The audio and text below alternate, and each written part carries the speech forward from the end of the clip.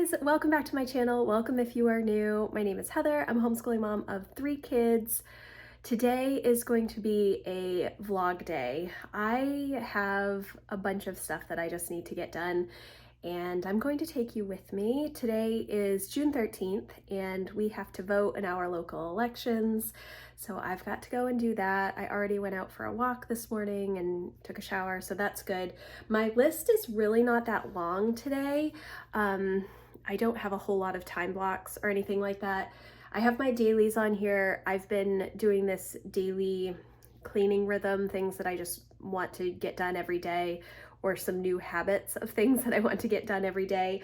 And that is checking our floors, vacuuming, clearing the surfaces, and cleaning off my office desk. Well, my office desk is kind of cleaned off and that one is kind of cleaned off. Okay, they're not really that cleaned off.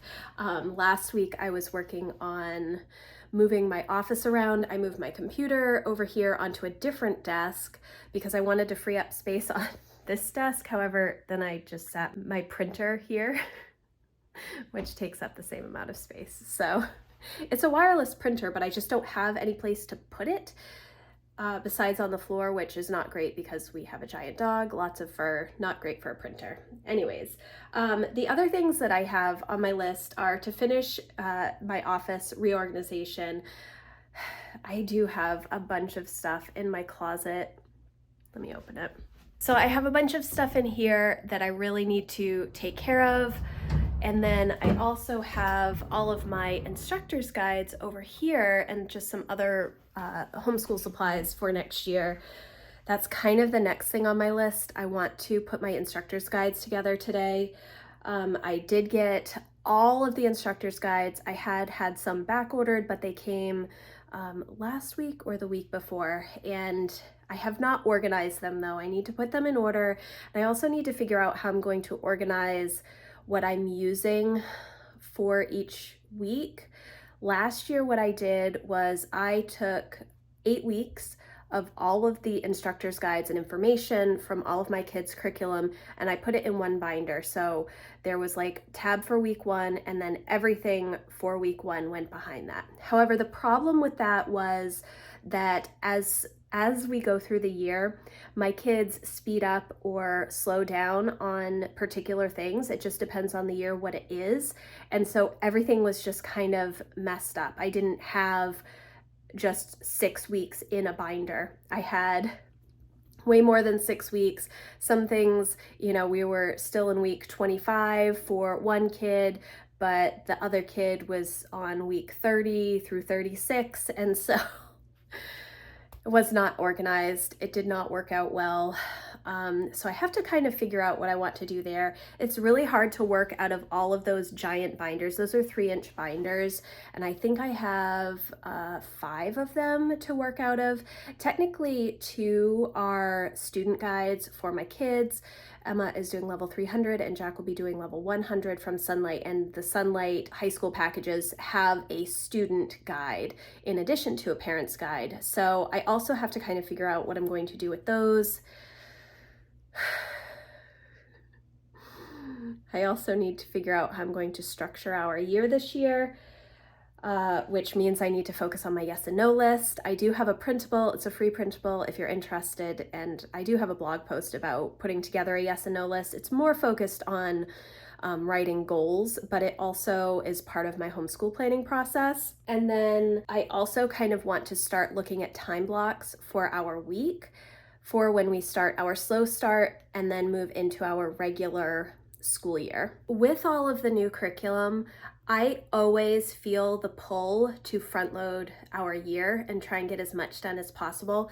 Some of that is because some of the programs that we use specifically for Emma for high school, she's going to be doing Spanish 3 with BJU Press, and that is 180 lessons, 180 days of lessons. So it's a lot to get through in a year. And so we tend to double up sometimes, but Emma doesn't really enjoy doubling up, but we kind of have to. And then we also have BJU chemistry this year for her, and that would be something that she would need to double up on. So I'm just kind of unsure of how I'm going to structure our year. add in that this past semester, in the winter/spring semester to finish up our 2022-2023 homeschool year, we really focused a lot on passion projects for my older two kids. And we were taking a day when we were not on screens, even though a lot of their passion projects are screen related, and really having like a screen-free day, analog learning, and deep diving on passion projects. And I want to continue that this year. But the balance is a real struggle to have that dedicated time. So I really need to focus on time blocks and see how our year is going to be structured so that I can manage all of that information. But the first thing I need to do is go vote, and I kind of have to get some food prep done. I was supposed to make baked beans today, and it is 9:30, and I did not soak beans last night, and I did not do my quick soak method this morning, which means that won't happen. I won't be able to do that today. So I've got to figure out something else to make for dinner. I might do like a turkey casserole, maybe. We will see. But first I have to go and vote. Okay, so I'm back from voting. It's 10 o'clock. I feel like I haven't even started the day. It's raining and dark outside, so that doesn't motivate me too much. I am going to clean up the kitchen from breakfast, make myself some food, potentially have another coffee, and then hopefully start getting the instructor's guides organized. That's my plan. Although I might do my yes and no list first, I'm not sure. I'm also reading Modern Miss Mason for our book club in my membership community, and I just finished chapter 1 this morning, so I might post some of my thoughts about that. It's really interesting so far. If you're interested, not sure when this video will go up, but obviously in the membership community you can see past posts, so I will leave a link for that in the description box if you want to come over and join us. So yes, but first clean up the kitchen and get some food. Okay, it's 11:30 and I'm done eating. I cleaned up the kitchen. I just cut up watermelon for the kids. I ended up talking to my mom for a while. She is on her way to an event, and so she was chatting with me while she was driving, and yes, so I haven't actually done anything yet today.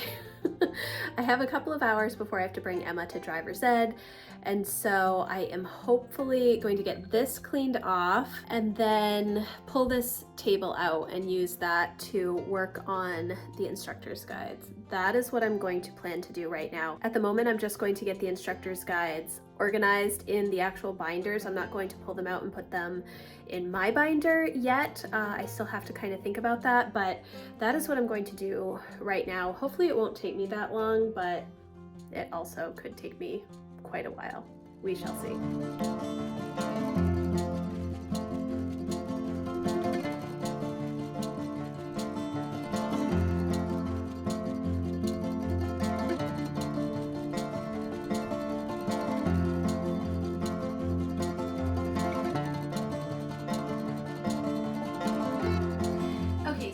Actually going to start is with Lucy's work, which she's doing level D. I'm not making like a huge amount of adjustments. I don't have to spend a ton of time looking through this information, so I am just going to get these all organized. I thought I was going to start with the level 300, which is Emma's, and I have the old instructor's guides from a couple of years ago. Level 300 World History, 20th century world history, was updated in 2021, and then it was updated again in 2023. So I actually have both instructor's guides and both spines. There are two different spines. One is this modern history in pictures, I believe. Yes, this is one of the spines, and then this is the other spine, the world history advanced placement. This is the old one, which you probably can't see it from here. So this is the old one that goes with these instructor's guides. And then this is the new one that goes with the 2023 instructor's guides, plus they did also update the Bible as well. So I need to figure out which of these spines I like the most, and I'm not sure how I'm going to organize the instructor's guides because of that. So I think what I'm going to do, similar to Jack's stuff, Jack is doing level 100 and he has a new spine It used to be the Joy Hakeem books, but now it is this America, the Last Best Hope, 1-volume edition by William J. Bennett. So I need to kind of go through all of the notes for this versus what we did for the Joy Hakeem, which is what Emma did when she did level 100, and then the same for the level 300 spines. I kind of just need to read through all of the notes to see which one I like more, and then use that instructor's guide, pretty much. So what I'm going to do is work on Lucy's first, and then I'm going to get these at least just into another binder so they're not loose, and then hopefully I will start to get the other ones organized as well.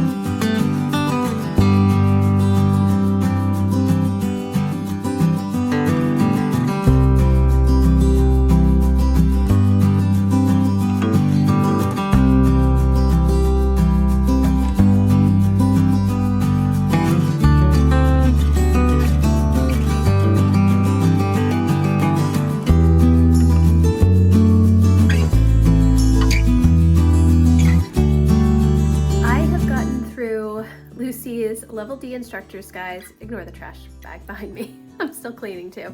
I got through all of Lucy's Instructor's Guides, just her Level D, which is year 1 of 2 of US History, and her Level 3 Language Arts, which is what we are going to be using for her language arts this year. We'll see if we move up to Level D or if we get Level 4. She's already read almost all of the Level 3 readers, so but her writing is at the Level 3 level. So, and Level D is when they start to integrate the readers with the history curriculum. And I think that she probably could read about half of them comfortably now. So perhaps it would be okay for her to continue on with the reading portion. However, the writing portion is significantly higher than where she is at, which is expected. I think that the age range for Level D is 9 to 11. I'll see in the instructor's guide. So I'm going to show you what I've done for her. I'm kind of up in the air on whether or not this is actually going to work out well, but we'll see in just a second. Okay, so here is the instructor's guide that I put together for Lucy, who will be in 3rd grade this coming year. Yes, so this is Level D, and it is ages 9 through 12, grades 4 to 7. Technically, Lucy is going into 3rd grade. The reason, I've mentioned this several times before, the reason that we do it this way is because of how we start the levels, and also the age ranges have changed since we started using Sonlight for Emma 12 years ago. So I kind of follow the old age range and just adjust things as needed. So we have the book list and everything. Where I was kind of trying to figure out what I wanted to do was behind these numbered tabs. So each tab is a week, and last year I had all of my instructor's guides in, well, they were in a couple of binders, but they were all done by week. And so what ended up happening was I had everything for every child behind each week, and we didn't stay on the weeks. So that wasn't great. So what I have is for Lucy, I did put her history, Bible literature, instructor's guide with the Level 3 language arts. I don't know if this is going to work. I did consider taking out, because I have like tons and tons of these binders because I get them every year with every level that I've purchased. I kind of considered having one set of weeks for the Level D and then one set of weeks for the Level 3 language arts, but I ended up just putting everything for Lucy in one binder by week, and we will see how this goes. I don't think that I will have too much to refer to in the language arts portion. We will do the language arts, but I kind of understand how to work it, and I have all of her worksheets pulled out separate. I might end up binding this on a coil instead of having it in a binder, just so that it's a little bit easier to use. But so this is what I've done for Lucy so far. So I still need to go through Jack and Emma's instructor's guides, like I talked about before, with some of the books to make sure that I am utilizing the resources well. And that is a little bit more challenging. And I think it is going to take me a little bit longer. What my plan is for the time being is just to get everything in the binders organized by week at least. But I might keep the literature separate from the history for Jack and Emma. And then I'm also considering binding the student guides into coils, maybe like every 6 weeks or 8 weeks on a coil, punching it and binding it instead of having them work out of a binder. I feel like that'll be a lot easier to do that. I'm not going to do that today, and I will not have tabbed weeks between those. It'll just be like one book, and then if they want to put some tabs or something on it, that will be their prerogative. I don't want them to write on those student guides though, because I will reuse them, hopefully. Although I did just buy new ones, even though I have purchased them before, just because they've been updated. So perhaps by the time Lucy uses the levels, I will update them again. I don't know. I might just finally be very happy with all of the levels and just go through what we have and not update it. Unless, yeah, I don't know. So I still need to do Jack and Emma's binders. Emma has some extra stuff that I have to figure out what to do with as well. I have her guest hollow chemistry in the kitchen printed out so that I can go through and pull out all of the labs that we're going to be doing. I've talked about this, I think, in my curriculum choice video. I had some trouble with chemistry this year trying to figure out what we were going to do. I do have the BJU chemistry course that I want to start using. However, if it is too much with that 180 days of lessons, or it's just not working out as well, we may end up using Life of Fred. We're planning on using the Guest Hollow Kitchen Chemistry Experiments because I did not want to spend another $400 on a chemistry lab kit. So we'll see. That's still up in the air. We won't really know how that's working until we actually start. But I have just a bunch of more organizing to do, so I'm going to work on that. It's 1:45 right now, so it did take me quite a while to get through that other stuff after I cleaned up my office and made space to work on those things. So that is my next step. I'm going to take out Emma and Jack's Instructor's guides, and I'm just going to file their new guides week by week. The ones that I had already showed you, the old level 320 that I have from a couple of years ago, I am going to just put this in a binder but not organize it behind tabbed weeks. I will just flip through it and see when I sit down to work through the spines on whether or not I'm going to be using this or not. I'm not going to be using this instructor's guide. I may pull out some information from the old spine to do with Emma in addition to the new level. So it's not that I think that I may have said I will use one or the other. I'm using the new instructor's guide, but I may end up pulling some extra information from this old guide. So that's what I'm talking about. But I don't need to have this in tab dividers and all of that stuff, and I don't need to do that for the student guide at all. So that is the next step that I'm going to be working on. I'm very tired. I'm going to make myself a coffee before I start.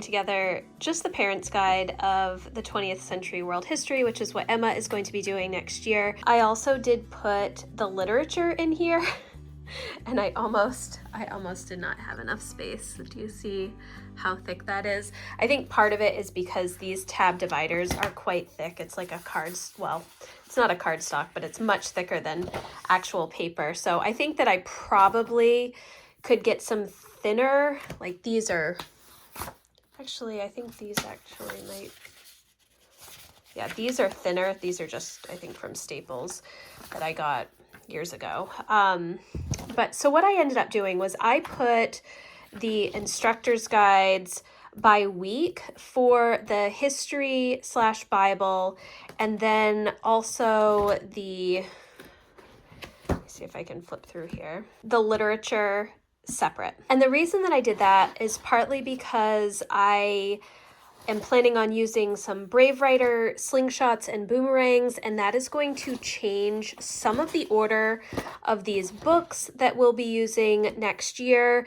And so I was thinking that if I had all of the instructor's guides in behind just 1 week's tab, it's really going to end up messing me up, because I don't think that I'm going to be doing the history and the language arts or literature portions together. When we're in week 6 for history and Bible, although don't really follow the Bible plan, when we're in week 6 for history, we may not be in week 6 for literature. We may be doing a slingshot, we may be doing something completely different, and if I had it all together, well, I'd say it would be flipping back and forth a lot, but this is also going to be flipping back and forth. But maybe, I don't know, I'm still up in the air. I mean, I'm not going to be working out of this binder once the school year starts. What I will do is I will just pull a few weeks at a time and put them in a different binder. So what I actually do is I have this other binder. It is still pretty thick. I think it's a 2-inch binder just from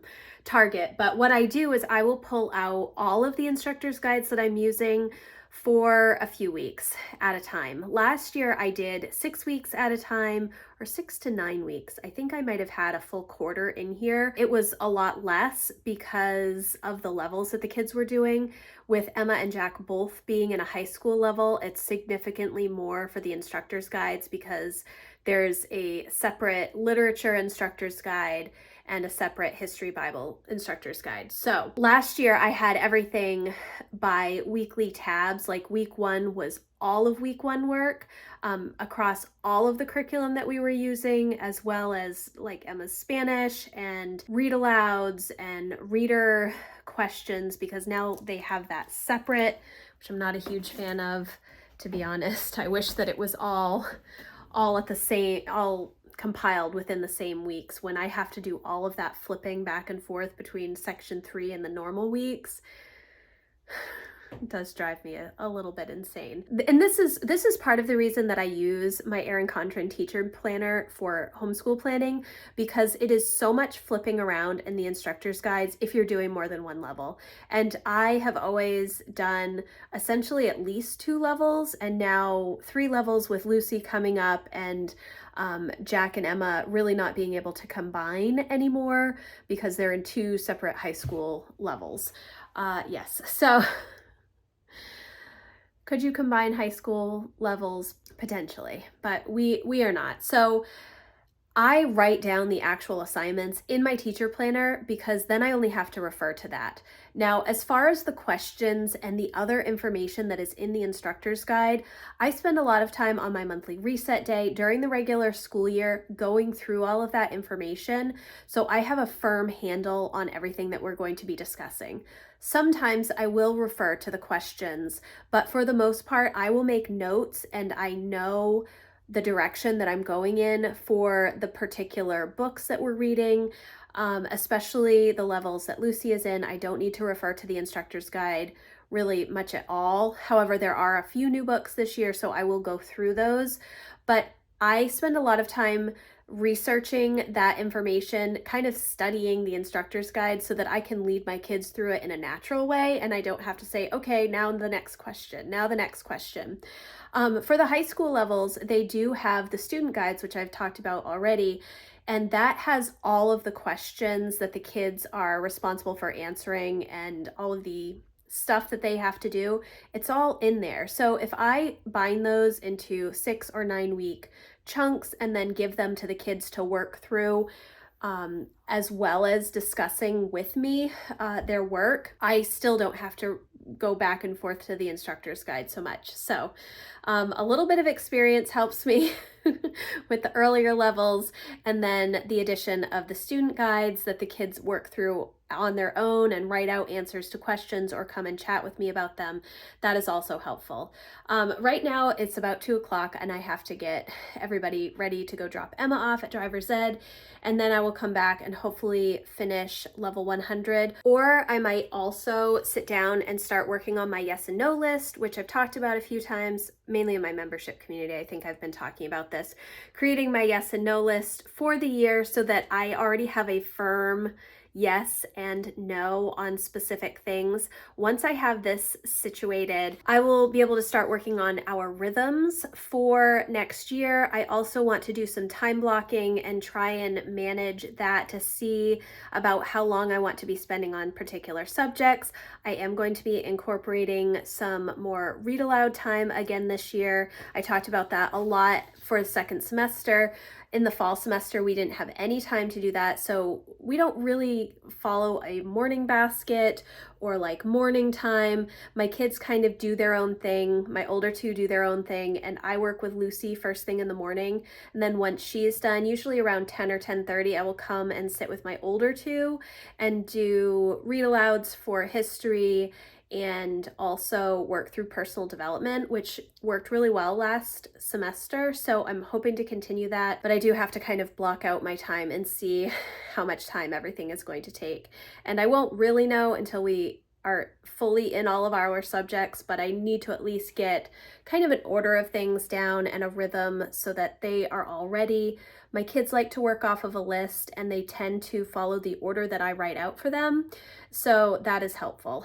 But first I need to get Emma to driver's ed, and then I probably will take a break from the instructor's guides. I don't know, I might do Jack's, or I might just start working on this because I've been thinking about this for a couple of weeks now, and so I really just want to get it done. It is about 3 o'clock. I just got back from dropping Emma off at driver's ed, so she will be there for a little while. I am actually going to sit down and start working on my yes and no list. I can't remember if I talked about why I use this or not, but I will share a little bit about how I use it. What I do at the beginning of the school year and also at the beginning of the year, more goals focus at the beginning, of January, I will sit down and write a yes and no list. And this is a way for me to really evaluate how last year went. I do refer to my homeschool wrap-up questions. I have a whole video about this. I will leave a link in the description box if you haven't seen it and you're interested. I will go through and see what went well, what did not work, what are the things that I want to change, and I will incorporate those into yes and no statements. So for example, I know that we are not going to be doing public school band this year. Last year, I had put this on my yes and no list, no to public school band. However, once we got into September, there were some opportunities that she had to participate in the public school band class in order to be involved in those. Those ended up falling through due to not enough interest. And a number of other reasons, we ended up only doing 1 semester of public school band last year. But it was a crazy semester. We were so busy. We were back and forth to the public school, almost every day. It was ridiculous. Nobody liked it. And if I had just stuck to my guns and said, no, we aren't going to do this. I don't need to feel pressure. I don't need to, stress about this. We had already made this decision. I think our year as a whole would have been better. Our second semester was great. We made a lot of adjustments. We changed a lot of things. We had a lot more freedom in our schedule because we weren't tied to the public school schedule. It was so much better for us. So I know that that will be number 1 on my no list. Now on the yes side, we worked a lot more on passion projects the second half of the year, and I really want that to be a focus for my older 2 kids as we continue in their high school years. I want them to have a lot of buy-in with what they're learning. Passion projects fulfills that need and we try to balance between mom school, what I require, all the curriculum and core classes, as well as their passion projects, which are things that they hope to do longer term, that perhaps will turn into entrepreneurship, opportunities in the future, small businesses, just different kinds of things. I want to make sure that I have that on my list so I prioritize it. And what this yes and no list ends up doing is it gives me permission ahead of time. I've already made the decision what I'm willing to say yes to and what I'm willing to say no to. And so when somebody asks something, I can say no without an explanation. No is a complete sentence. I know it's kind of hard to say that as a complete sentence. You feel as though you need to justify your answer, but you don't have to. And so making this yes and no list reduces decision fatigue for me throughout the year. I talk about it with my kids. It's not something where I say, no, we're not going to do this, this, and this. It's something that I have a conversation with them about, but a lot of it is based on last year and how things went. And I do meet with my kids monthly, especially my older two, to keep my hand on what is going on, what they are feeling about school, if they need help or whatever. So that is what I'm going to work on this afternoon until I have to get her. I don't think that I'm going to have enough time to do the level 100 instructor's guides. I might. It really didn't take me that long to get through level 300, maybe like 25 minutes. But I want to focus on this yes and no list, and then I'm going to sit down and work on Modern Miss Mason and the questions and quotes that I want to put together for our book club post, which goes up tomorrow. This video will be way after that. I'm hoping to get through chapter 3, but I may only get through chapter 2. This is the second time I've read this book. I did read it in January when it came out and I loved it. And I remember chapter 2 had a lot in it that I wanted to talk about. So I am rereading it right now and trying to take notes.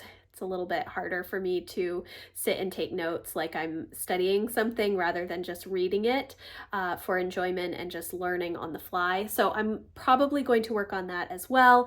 I'm going to wrap up this vlog here today. I hope that it was helpful to you to see some of my process for getting the instructor's guides ready. There will be a lot more because my planning does not take me a weekend. It takes me many, many chunks of time right through until we start school. So thank you guys again so much for watching. If you enjoyed this video, please give it a thumbs up and I will see you in the next one. Thanks guys. Bye.